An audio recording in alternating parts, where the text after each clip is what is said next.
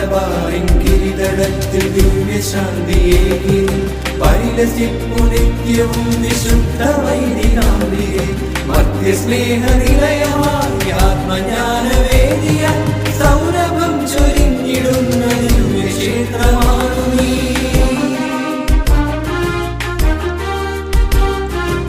അജഗണത്തിനായി ജീവൻ സംത്യജിച്ച തിരുസുതൻ മാർഗമൊന്നു മാത്രമാണു നിന്റെ സപ്തശക്തിയും മൃത്യുവിൻ മുനമ്പിൽ നിൽക്കുമാണുകൾ